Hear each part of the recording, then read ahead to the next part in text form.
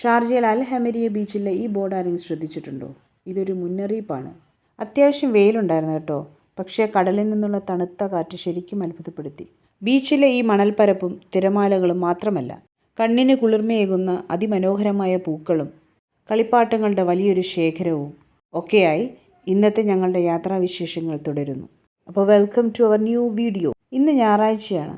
കിച്ചനെയും കൂട്ടി നമ്മൾ ഇന്ന് പോകുന്നത് ഷാർജയിലെ അൽ ഹമീരിയ ബീച്ചിലേക്കാണ്. ഉച്ച സമയമായതുകൊണ്ട് തന്നെ നല്ല വെയിലുണ്ടായിരുന്നു. എന്നാലും കടലിൽ നിന്ന് വരുന്ന തണുത്ത കാറ്റ് ഞങ്ങളെ ശരിക്കും അത്ഭുതപ്പെടുത്തി. ഉച്ചയാണ് സമയമെങ്കിലും പക്ഷെ നമുക്ക് ഇവിടെ ഇപ്പം നല്ല തണുത്ത കാറ്റാണ് വരുന്നത്. ഹാപ്പിയാണോ? ബീച്ചിൽ ഈ മണൽപ്പരപ്പ് കണ്ടപ്പോൾ കിച്ചു ഭയങ്കര ഹാപ്പിയായിരുന്നു. വെയിലൊന്നും അവനൊരു പ്രശ്നമേ അല്ലായിരുന്നു. അത്രയധികം അവനത് എൻജോയ് ചെയ്യുന്നുണ്ട്. നല്ല സുഖമുണ്ടായി കേട്ടോ ഈ സമയത്ത് ഇവിടെ വന്ന് നിൽക്കാനായിട്ട്. നമ്മൾ മക്കളൊക്കെ ആയിട്ട് വരുവാണെങ്കിലേ കുറച്ച് കഴിയുമ്പോൾ മക്കൾക്ക് ചിലപ്പോൾ ബോറടിക്കുമായിരിക്കും. അപ്പോൾ ബോറടിക്കുന്ന സമയത്ത് അവർക്ക് കളിക്കാനായിട്ട് ഇവിടെ ഊഞ്ഞാലുണ്ട്, സ്ലൈഡുണ്ട്, ഒക്കെയുണ്ട്. പക്ഷേ നല്ല സേഫാണ്. ചുറ്റും നന്നായിട്ട് കെട്ടിയിട്ടൊക്കെ ഉണ്ട്. അതായത് അവർ ഓടി പോകുമെന്നുള്ളൊരു പേടി വേണ്ട. നമുക്ക് നമ്മുടെ കൺമുന്നിൽ തന്നെ കെട്ടിയിട്ടൊക്കെയുള്ള ഒരു പ്ലേ ഏരിയയാണ്. അൽ ഹമരിയ ബീച്ച് ഷാർജയുടെ ഭാഗമാണെങ്കിലും ഉമൽക്വൈൻ അതിർത്തിയോട് ചേർന്ന് നിൽക്കുന്ന ഒന്നാണ്. ലോകത്തിലെ ഏറ്റവും വൃത്തിയുള്ള ബീച്ചുകൾക്ക് നൽകുന്ന ബ്ലൂ ഫ്ലാഗ് അംഗീകാരം ഈ ബീച്ചിനുണ്ട്. ഇവിടെ സ്വിമ്മിംഗ് അനുവദനീയമല്ലെങ്കിലും തിരമാലകൾ അടുത്തെത്തുമ്പോൾ ആ കാലൊന്ന് നനയ്ക്കാൻ ആർക്കായാലും ഒരു കൊതിയാവില്ലേ? ഞാനും കിച്ചുവും കാല് നനയ്ക്കാൻ മറന്നില്ല. കിച്ചു ആണെങ്കിൽ ഭയങ്കര ഹാപ്പി. ഞങ്ങൾ രണ്ടുപേരും ആ നിമിഷങ്ങൾ നന്നായിട്ട് എൻജോയ് ചെയ്തു. ബീച്ചിൻ്റെ സൈഡിൽ ഇങ്ങനെ ഒരു ബോർഡ് വെച്ചിട്ടുണ്ട്. അത് പ്രത്യേകം ശ്രദ്ധിക്കണം. ഞാൻ ആദ്യം വിചാരിച്ചായിരുന്നു ഇവിടെ ആരും എന്താ നീന്താത്തതെന്ന്. പിന്നെയാണ് ഞാൻ ഈ ബോർഡ് ശ്രദ്ധിച്ചത്. Extreme danger, do not swim.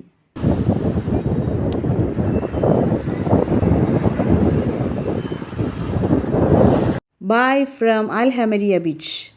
ബീച്ചിലെ വിശേഷങ്ങൾ കഴിഞ്ഞ് ഞങ്ങൾ തിരിച്ചു പോകുന്ന വഴിയാണ് ശരിക്കും കണ്ണഞ്ചിപ്പിക്കുന്ന ഈ കാഴ്ച കണ്ടത്. റോഡിൻ്റെ വശങ്ങളിലെല്ലാം പലതരത്തിലുള്ള പൂക്കൾ കൊണ്ട് അലങ്കരിച്ചിരിക്കുകയാണ്. ഒരു ഭാഗം മുഴുവൻ കടും ചുവപ്പ് നിറത്തിലുള്ള പൂക്കളാണെങ്കിൽ മറ്റൊരു ഭാഗത്ത് മനോഹരമായ പർപ്പിൾ നിറം. റോഡ് സൈഡിലുള്ള ഈ പൂക്കളിൽ എന്നെ ഏറ്റവും ആകർഷിച്ചതും ഈ പർപ്പിൾ നിറത്തിലുള്ള പൂക്കളാണ്. ദൂരെ നോക്കുമ്പോൾ ഭയങ്കര രസമാണ്. ഒരു പർപ്പിൾ കമ്പളം വിരിച്ചതുപോലെ തന്നെ നമുക്ക് തോന്നും. ശരിക്കും ക്യാമറയിൽ കാണുന്നതിനേക്കാൾ മനോഹരമായിരുന്നു നേരിട്ടുള്ള ഈ കാഴ്ചകൾ. കണ്ടാലോ? അങ്ങനെ റെഡ് കണ്ടു, പർപ്പിൾ കണ്ടു, ഇപ്പൊ ബന്ദിപ്പൂവാണ് അവിടെ ചെയ്തിരിക്കുന്നത്. നോക്കൂ,